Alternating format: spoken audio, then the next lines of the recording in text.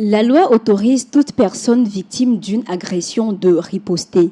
En droit pénal, ce droit est reconnu sous le nom de légitime défense. Bien que la légitime défense soit admise, elle est encadrée, strictement encadrée, de sorte qu'il n'est pas possible de s'en prévaloir à n'importe quelle occasion. Dans ce numéro, nous explorons les conditions dans lesquelles ce principe peut être appliqué, évoqué, ainsi que les limites de son champ d'application, et ce, avec Maître Fataï Ofalonké, greffier au tribunal de grande instance de Lomé. Chers auditeurs de Radio Djena, c'est un plaisir de vous retrouver dans l'heure du droit. Je suis Méchac Niaro, cher invité, bonjour. Bonjour Méchac, bonjour chers auditeurs et auditrices de Web Radio Djena, et merci pour l'invitation. Merci à vous d'avoir répondu à l'invitation. Alors, quelles sont les grandes articulations de la légitime défense ? D'abord, il faudrait que je précise mieux la notion. Oui. Lorsqu'on parle de la légitime défense, c'est une permission de la loi en fait. C'est une exception au principe de la non-violence. Voilà. C'est une permission de la loi parce que la loi permet, dans certaines situations, de réagir ou de riposter, même par la violence, à une attaque injustifiée. Voilà, lorsque tu es dans ce cas, on parle de légitime défense. Et la légitime défense au Togo est régie par le Code pénal. Le Code pénal, dans son article 19 et dans son article 20. Si vous permettez, je peux vous lire le contenu de l'article 19 avant qu'on avance. Oui, vous pouvez le faire. Je vais vous lire rapidement ce que la loi dit sur la légitime défense. Voilà. Article 19. N'est pas pénalement responsable la personne qui, devant une atteinte injustifiée envers elle-même ou autrui, commet dans le même temps, un acte commandé par la nécessité de la légitime défense d'elle-même ou d'autrui, sauf s'il y a disproportion entre les moyens de défense employés et la gravité de l'atteinte.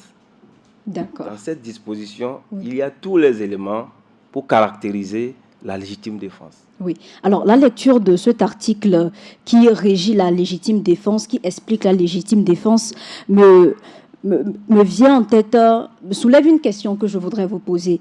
On parle de légitime défense pour soi et pour autrui. Voilà. On a parlé également de actes injustifiés.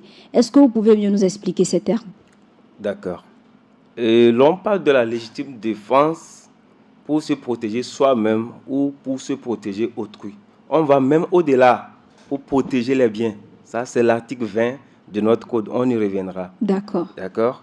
Pour protéger soi-même, c'est lorsque vous faites face à une attaque injustifiée et pour vous en sortir, vous aussi, vous commettez une violence. Maintenant, par rapport à autrui, c'est autrui qui est en danger. Mais vous agissez pour protéger autrui. Mais en le faisant, vous commettez aussi une violence. Voilà, vous pouvez invoquer dans ce cas la légitime défense. Tout ça, c'est pour se soustraire à l'application de la loi, en fait. D'accord. Donc, c'est dans deux cas, la légitime défense, c'est pour se défendre soi-même ou défendre autrui. Notre code parle même de trois cas. De trois cas. Se défendre soi-même, défendre autrui ou défendre un bien. Défendre un bien. Voilà. Ça, c'est l'article 20 du Code pénal togolais. Je peux vous donner lecture de la disposition. Oui, allez-y. Article 20. N'est pas pénalement responsable la personne qui, pour interrompre l'exécution d'un crime ou d'un délit contre un bien, commet un acte de défense autre qu'un homicide volontaire, lorsque cet acte est strictement nécessaire au but poursuivi, dès lors que les moyens employés sont proportionnés à la gravité de l'infraction. Ici aussi, vous voyez que ce sont les mêmes conditions, sauf que la défense des biens Et la légitime défense sur les biens est strictement encadrée, plus encadrée que les autres cas. D'accord. Maintenant, si on revient à notre société, à la vie de tous les jours, est-ce que vous pouvez nous donner un exemple d'un cas où une personne peut agir en légitime défense? Bien sûr, mais avant cela, il faudrait que les auditeurs et les auditrices maîtrisent mieux les conditions de la légitime défense. D'accord. C'est-à-dire dans quel cas ils peuvent invoquer la légitime défense. Lorsque tout cela sera clair, l'on pourra maintenant leur donner les exemples pratiques. D'accord. Pour invoquer la légitime défense, il faudrait d'abord que l'attaque ou l'agression soit actuelle et imminente. Je vais venir sur les explications. L'attaque ou l'agression doit être actuelle ou imminente. L'attaque doit être injustifiée. Et la riposte doit être proportionnelle à l'attaque. Et la riposte doit être concomitante aussi à l'attaque. Je vais revenir là-dessus. Et l'on pourra aussi parler d'une agression, et je pense que je l'avais déjà dit, injustifiée. Voilà, je l'avais déjà dit. Donc, le premier cas, l'attaque doit être imminente ou actuelle. Ça veut dire que vous faites face à une attaque qui est en train d'être perpétrée ou qui veut être perpétrée. Instantané, la réaction doit être instantanée. Voilà, il y a une personne qui est là, qui vous attaque et vous réagissez immédiatement. Ou une personne qui veut vous attaquer, là vous réagissez immédiatement. Il ne s'agit pas de laisser une minute s'écouler ou de voir la personne en train de s'enfuir et la poursuivre. Vous ne pouvez pas poursuivre une personne en invoquant la légitime défense. Si vous avez la force pour poursuivre quelqu'un, ça veut dire que vous n'êtes plus en danger. Vous avez déjà réussi à maîtriser la personne. Si vous agissez ainsi, vous blessez la personne, l'on pourra retenir contre vous l'infraction de violence. Et si la personne décédait, l'infraction d'homicide. Ah oui. Voilà. Pour ce premier critère, alors si on est dans un cas où ce n'est pas une attaque physique, une agression, mais peut-être un coup monté que des personnes sont en train de faire et on est au courant, est-ce que si on réagit, on peut parler là-bas de légitime défense? C'est-à-dire qu'il y a eu des soupçons. Il y a des soupçons de coups montés ou de tentatives d'agression où on a envie de vous faire violence, un certain mal et vous apprenez. Est-ce que réagir à cela, mais pas de manière instantanée, puisque c'est quelque chose qui est prévu, peut aussi être considéré comme un acte de légitime défense? Non, je ne pense pas. Et il faut des actes matériels. Il faut qu'on constate qu'on est réellement en danger. Le danger doit être actuel, pas un danger hypothétique ou un danger à venir. D'accord. Voilà. Ça, c'est le premier critère. Est-ce à dire que la légitime défense se résume à une riposte à une attaque physique? C'est une riposte à une attaque physique. Physique? Oui. D'accord. Ce n'est pas une attaque morale ou une attaque à venir, non. C'est une attaque physique. D'accord. Voilà, si c'est sur la personne, puisqu'on parle des biens aussi. Voilà, on va y revenir. D'accord. Voilà. Alors, le deuxième critère? Le deuxième critère, je parlais d'une agression injustifiée. Oui. Injustifiée, c'est-à-dire que vous-même, vous n'avez pas provoqué l'agression. Et tout de suite, je te mets en colère. D'accord. Ou je t'inflige des insultes.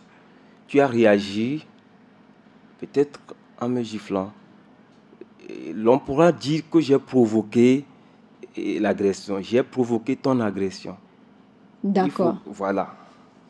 Donc, l'attaque doit être injustifiée pour pouvoir parler de légitime défense. Là, si je suis dans mon coin, vous êtes venu me provoquer, m'agresser. Et je dois réagir. Là, pas que c'est moi qui ai commencé. J'espère que vous comprenez un peu la je différence. vous suis. Je vous suis parfaitement. Donc, l'attaque doit être injustifiée. Et maintenant, la riposte, on revient sur la riposte maintenant. La riposte doit être nécessaire. Il y a des ripostes qui ne sont pas nécessaires. Je vais expliquer terre à terre pour que tout le monde puisse comprendre. Et imaginons que vous êtes en train de m'agresser D'accord.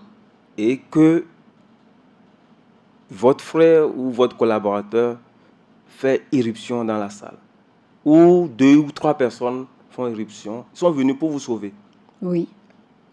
Je ne peux pas dès lors réagir encore ou riposter. Parce que là, je suis déjà presque hors du danger.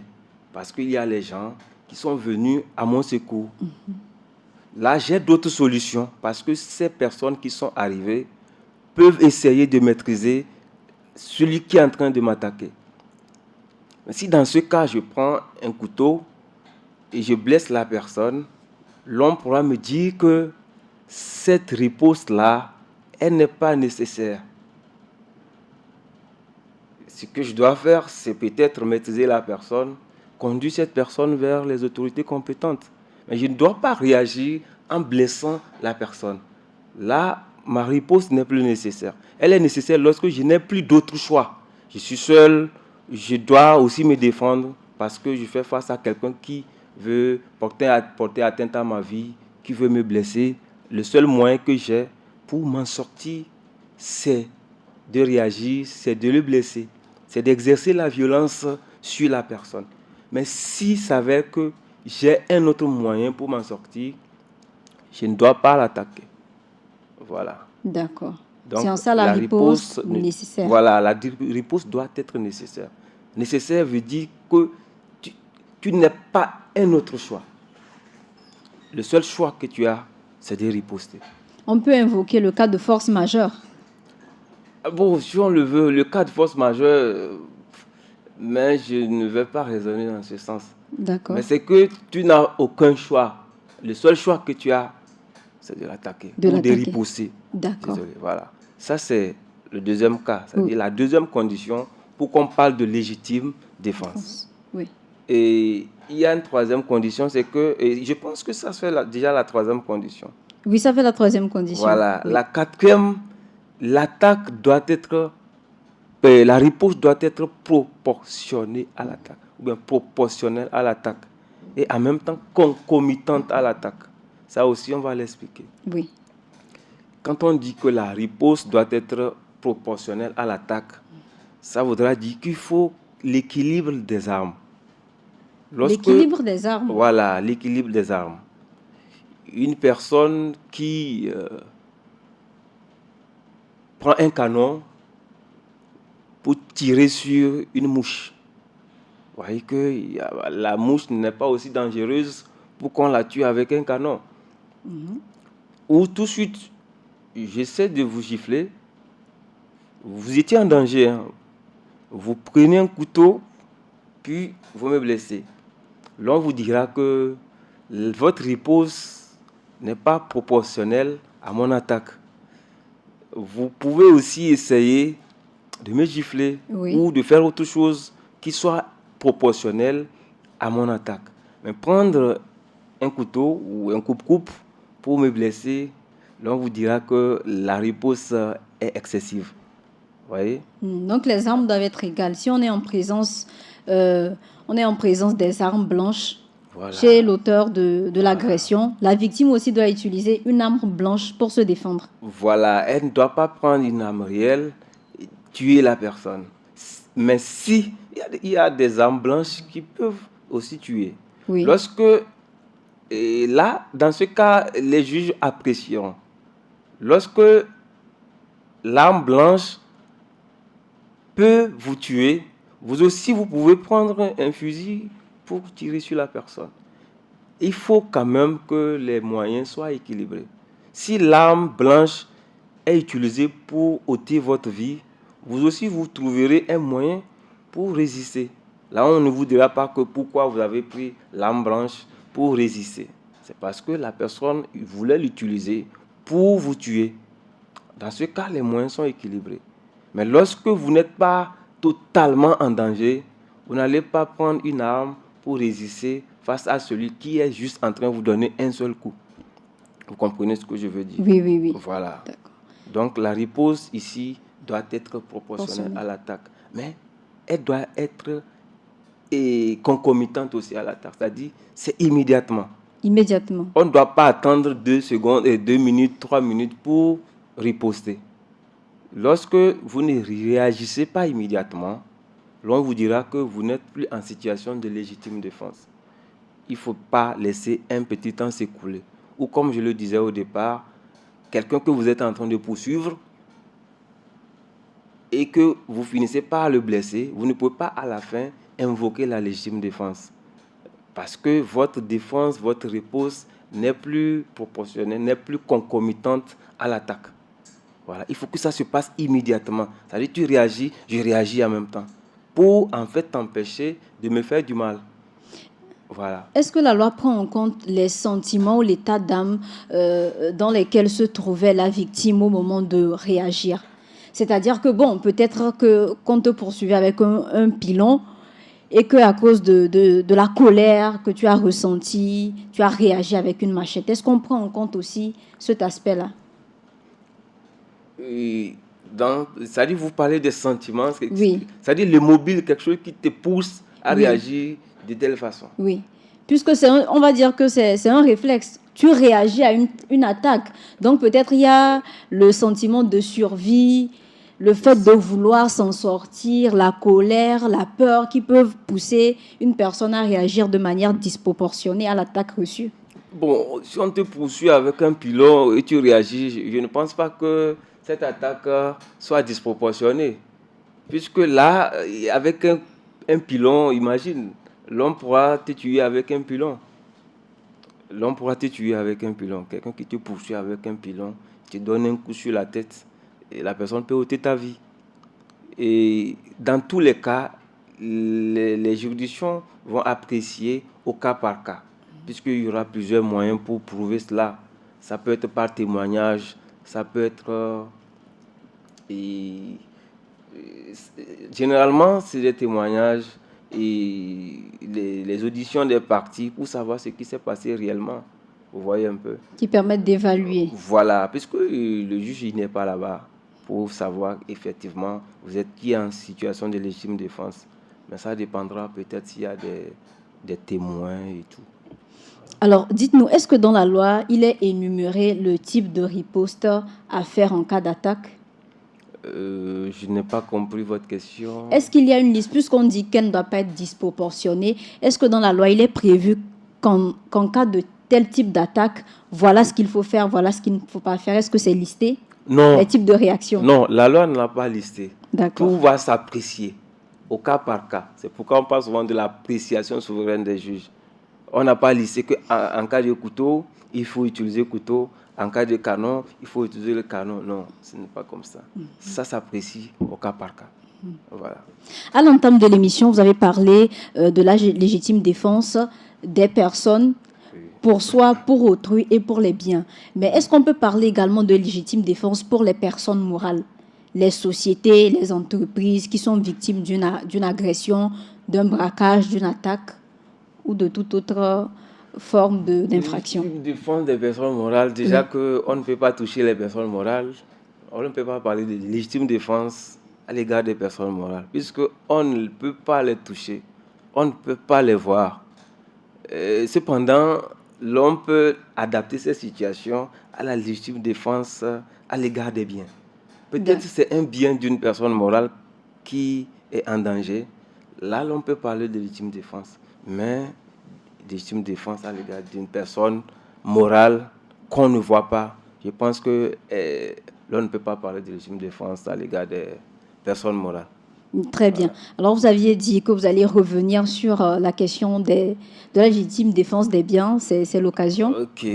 Et je vous avais lu déjà l'article 20. Oui, l'article 20 du Code pénal. Qui parle de la légitime défense oui. Pour protéger les biens, en fait. Voilà. Et une personne se sent obligée de commettre une infraction parce que elle veut protéger un bien qui est en danger. Vous voyez, peut-être un voleur veut cambrioler une voiture et vous êtes seul, vous n'avez pas d'autre moyen pour pouvoir le repousser. En fait, ce n'est pas vous que le voleur veut attaquer. Oui. Mais le seul moyen que vous avez, c'est d'exercer la violence sur ce voleur afin qu'il puisse, je ne sais pas comment dire, fuir ou bien ne pas cambrioler la voiture. Qu'est-ce que vous allez faire? Vous allez peut-être exercer une violence. Là, vous commettez déjà une infraction puisque la loi interdit les violences. Mais vous l'exercez quand même parce que vous voulez protéger un bien. Ou vous êtes au marché, un monsieur est venu pour voler une dame, À pour dérober un voler les sac. marchandises, à dérober un sac, voilà.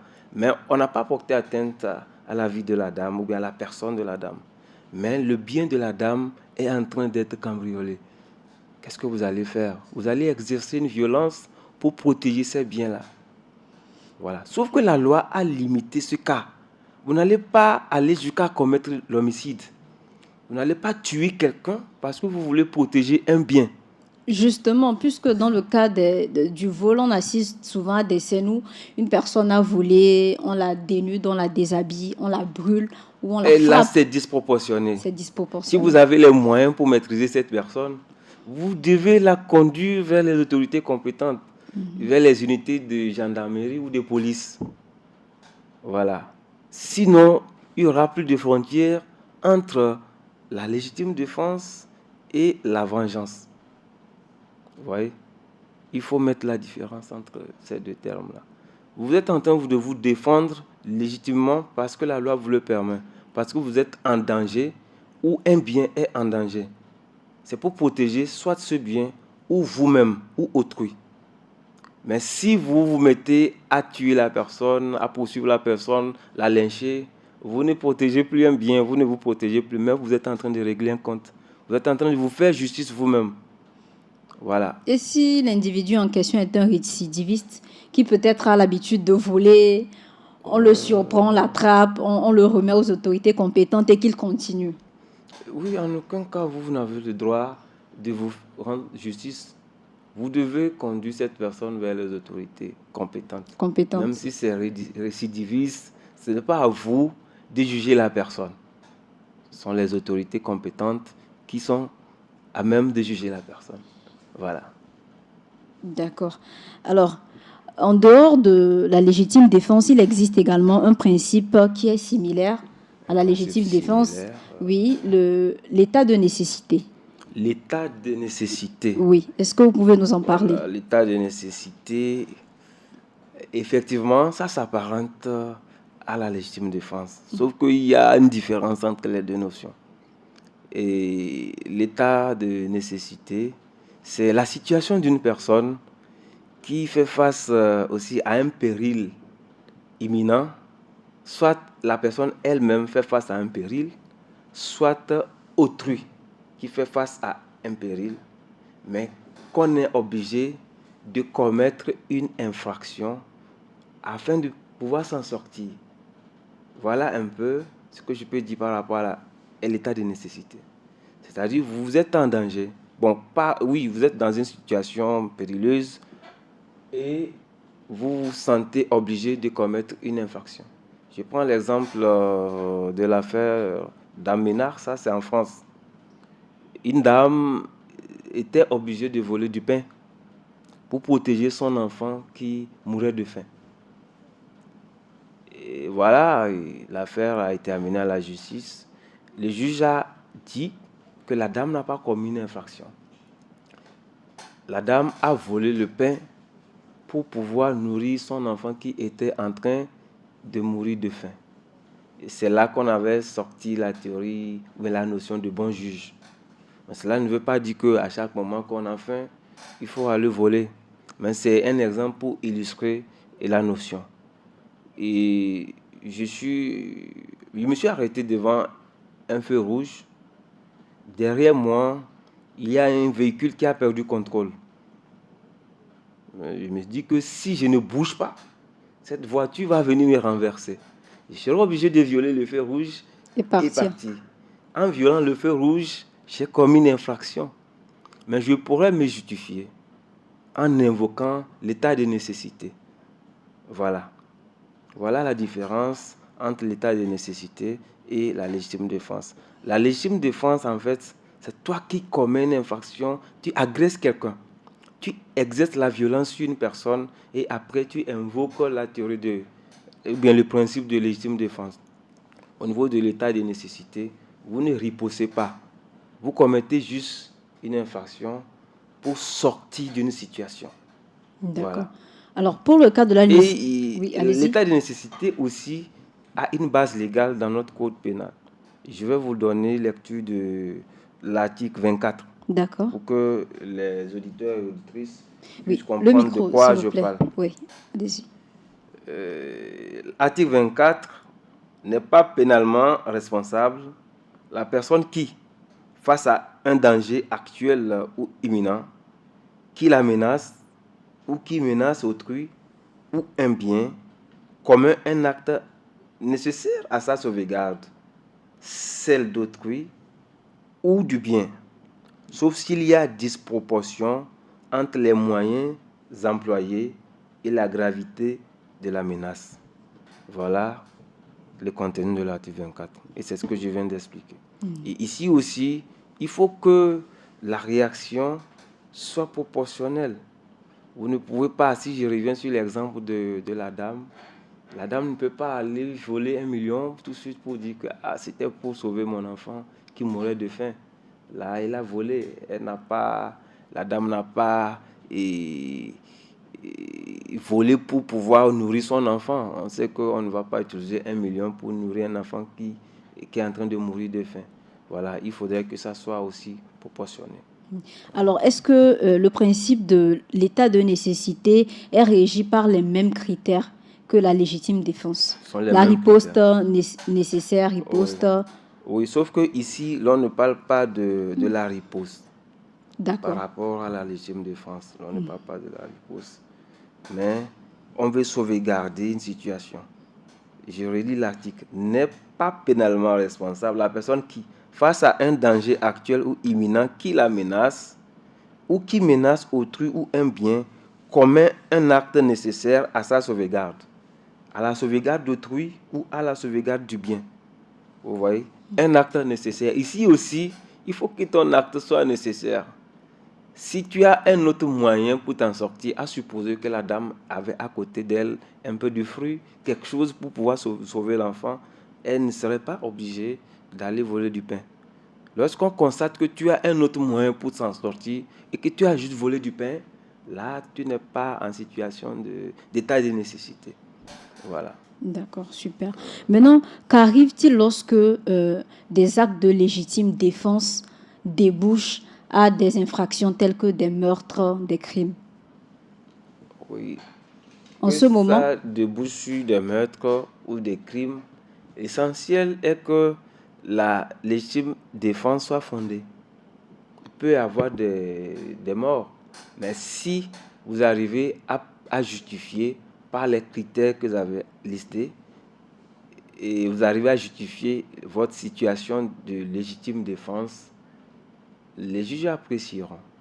Et lorsqu'ils constatent que vous étiez vraiment en situation de légitime défense, ils vont vous relaxer. Ils vont vous relaxer. Voilà. Et lorsqu'ils constatent que vous n'êtes pas en situation de légitime défense, voilà, ils vont vous condamner. Voilà. d'accord. Et au départ, c'était de dire, de vous expliquer ou bien de donner les cas pratiques Oui, pour amener la population à d'accord. comprendre réellement la légitime défense. J'ai dû procéder d'abord par des critères avant d'y arriver. D'accord. Si vous permettez, l'on peut donner un cas et ensemble, on va essayer de le décortiquer. Oui, allez-y. D'accord. Si je prends, nous sommes dans le quartier d'Idjoli, je prends l'exemple d'une dame dans ce quartier une dame commerçante. Et elle est dans sa boutique, elle se préparait à rentrer chez elle. Et elle était seule au bureau, dans son magasin. Un monsieur s'introduit avec un couteau et demande à la dame, donne-moi ton argent ou je te tue. La dame est seule. Elle n'a pas d'issue pour sortir parce que le monsieur était à la porte. Elle a regardé à gauche et à droite, elle n'a vu personne pour l'aider. Elle a crié au secours, personne n'a réagi. il y avait une barre de fer que la dame utilise souvent pour fermer la porte. La dame se saisit de cette barre de fer et donne un coup au voleur. Dans ce cas, le voleur, il est blessé. L'on dira que la dame a blessé le voleur. Oui. Si cette affaire arrive devant les autorités judiciaires, et je veux préciser, ce n'est pas parce qu'on est en situation de légitime défense qu'on ne sera pas mis en cause. L'on te mettra en cause, quitte à toi de te justifier, de prouver que tu étais en situation de légitime défense. Quand vous dites on peut être mis en cause, de quoi vous voulez parler exactement? Le monsieur qu'on a blessé peut porter plainte. Ah oui, le voleur. Voilà. Le voleur qui est venu voler, qu'on a blessé, peut porter plainte. Vous l'avez blessé.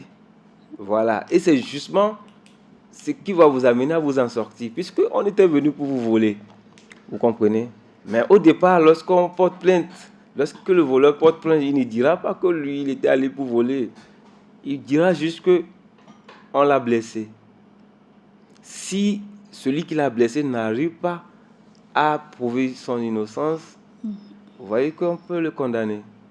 Donc, il lui revient maintenant de prouver par A plus B qu'il était dans une situation dans laquelle il n'avait pas d'autre choix que de le Là, faire. Dans le cas de la dame commerçante, qu'est-ce qui va se passer? Le juge va vérifier si l'attaque était actuelle et imminente. Dans notre cas, on dira oui, puisqu'on était en train d'attaquer la dame. L'attaque était imminente. Si la dame n'avait pas pris cette barre de fer-là, peut-être que ce monsieur allait la blesser et la cambrioler. L'on vérifiera encore si l'agression est justifiée ou non. L'agression est injustifiée puisque le monsieur est venu pour la cambrioler. Ce n'est pas que la dame l'a provoqué. Oui. La dame ne l'a pas provoqué. Elle était dans son coin, dans sa boutique, quand le monsieur est arrivé pour la cambrioler. Donc, sur ce critère aussi, je pense que ça passe. La dame est en train de sortir d'affaires. La riposte, est-ce qu'elle était nécessaire? Est-ce que la dame ne pouvait pas compter sur les autres pour l'aider à s'en sortir? Dans le cas d'espèce, non. Dans le cas d'espèce, non. La dame n'avait pas autre choix.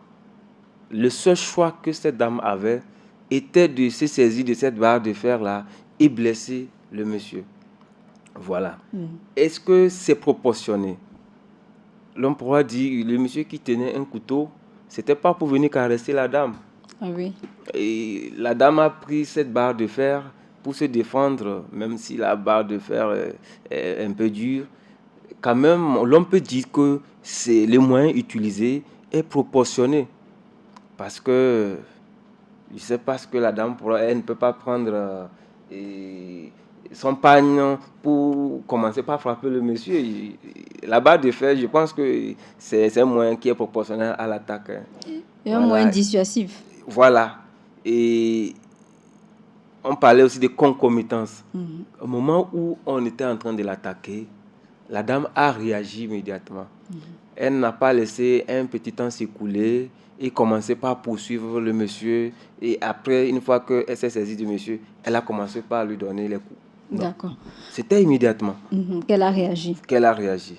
Alors, on prend un autre exemple, un cas pratique. Oui. Une jeune fille qui est victime de viol. Est en train d'être violée et qui, peut-être se saisit d'une pierre et casse la tête du violeur, ou qui, je ne sais pas, sur les lieux a un objet tranchant qui lui permet peut-être de sectionner l'appareil génital, le sexe de l'homme. Dans ce cas, quel genre d'appréciation on peut faire? Voilà. Est-ce que c'est disproportionné? Est-ce que la riposte était nécessaire? D'accord. La riposte, dans ce cas, elle est nécessaire parce que la dame faisait face à elle était en danger. Oui. La riposte, elle était nécessaire. Elle devait réagir. Et peut-être que le seul moyen qu'elle avait, c'était de réagir. L'attaque était imminente aussi et elle était actuelle. Le problème, c'est ce que vous soulevez. Est-ce qu'il y aura une proportionnalité?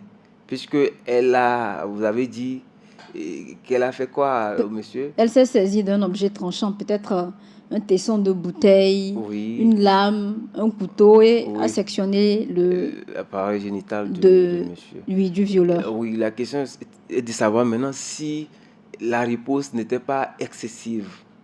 Est-ce qu'elle avait un autre moyen à part sectionner l'appareil génital du monsieur? Est-ce qu'elle ne pourrait pas juste lui donner un coup sur la tête ou bon, le blesser ailleurs? Est-ce que c'était là exactement qu'elle devait envoyer le couteau? Là, ce sont des questions que les juges vont apprécier au cas par cas. Certains diront que la riposte est trop excessive. D'autres diront qu'elle est proportionnelle à l'attaque. Le dire ici tout de suite qu'elle est proportionnelle, c'est trop dire.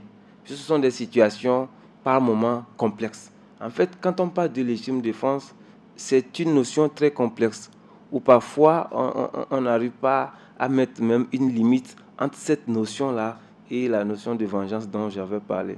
Donc il faut vraiment faire attention. Et je pense que quand quelqu'un invoque la légitime défense devant un juge, le juge va se calmer, suffisamment réfléchir avant de décider que vous êtes dans une situation de légitime défense ou non. D'accord. Voilà. Alors, dans quel cas est-ce qu'on peut assimiler un acte légitime de défense à un acte de vengeance? Voilà. C'est le temps qui sépare l'attaque. Le temps, Voilà. c'est La l'élément période principal. qui sépare l'attaque. Lorsque tu m'agresses tout de suite, je me tais, je ne réagis pas. Je te vois autour de 20 heures, je te règle les comptes.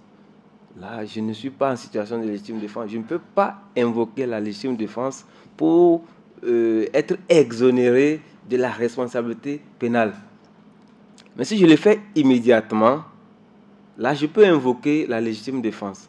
Mais 1 minute après ou 2 minutes après, je viens te donner des coups.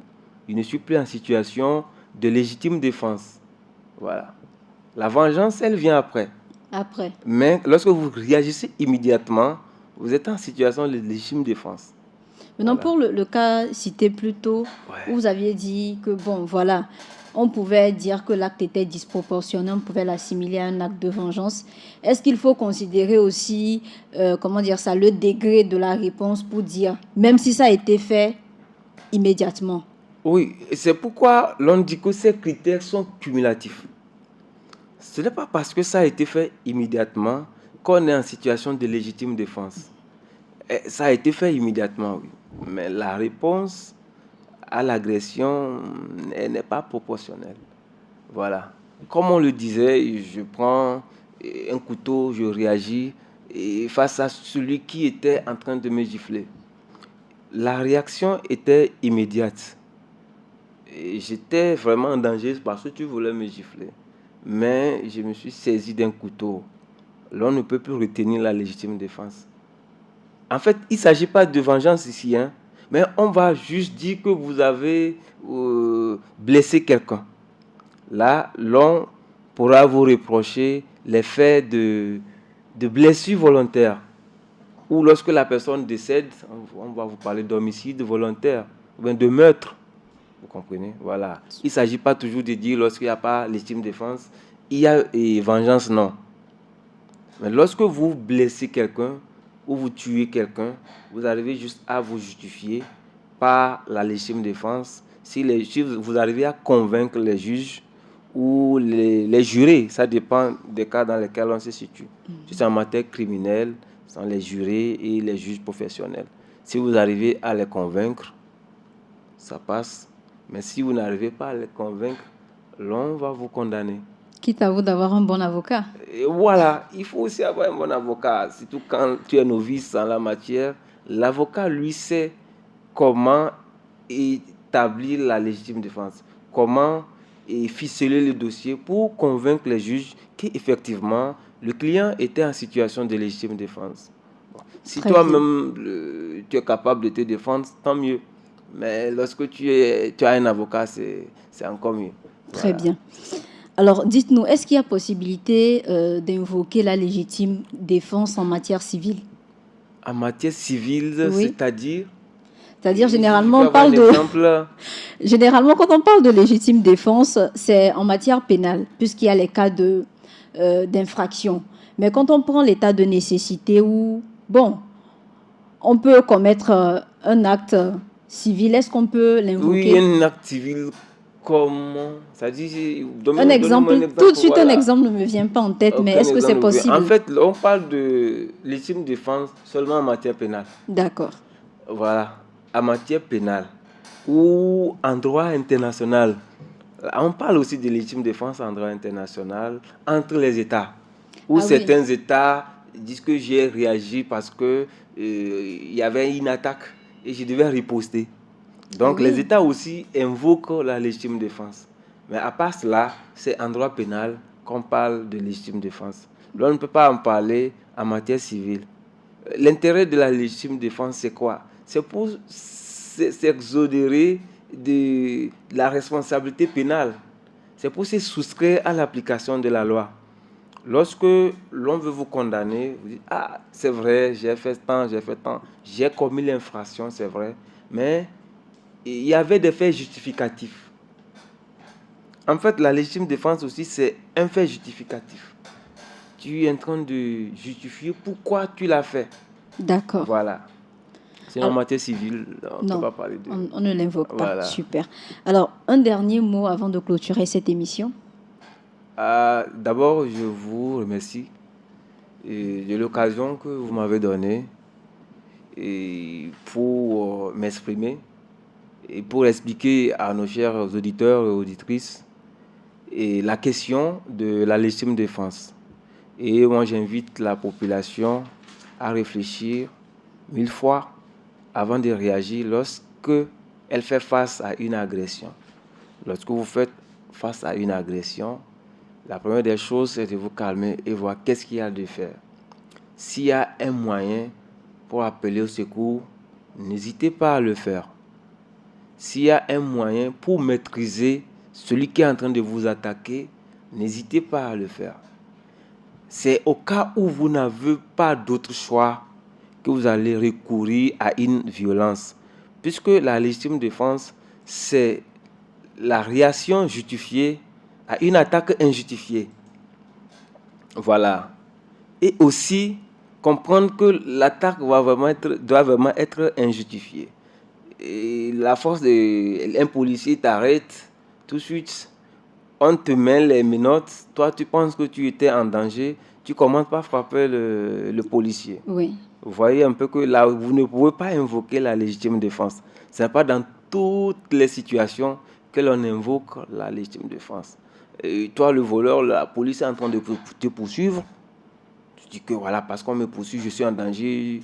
Tu lui infliges un coup parce que Bien, tu tu veux te tires. défendre. Voilà, tu tires pour dire que toi, tu veux te protéger. Le policier, lui, la loi le protège. Il agit au nom de la loi. Donc, vous ne pouvez pas invoquer ici la légitime défense. Donc, j'invite la population à réfléchir parce que devant le juge, elle ne pourra pas toujours s'en sortir en invoquant la légitime défense. Parfois, elle aura raison, parfois, elle Elle n'aura aura pas tort. raison. Et cela reviendra au jugement, l'appréciation À l'appréciation souveraine souveraine des du juges. juge. Voilà. Maître Fataï Ofalanke, merci d'avoir accepté notre invitation. C'est moi qui vous remercie. Oui. Je rappelle aux auditeurs que vous êtes greffier au tribunal de grande instance de Lomé. Chers auditeurs et auditrices de Radio Djena, c'était tout pour aujourd'hui. On se donne rendez-vous la semaine prochaine pour aborder une nouvelle thématique de droit. D'ici là, portez-vous bien. À très bientôt. C'était Meshak Nyaro aux commandes.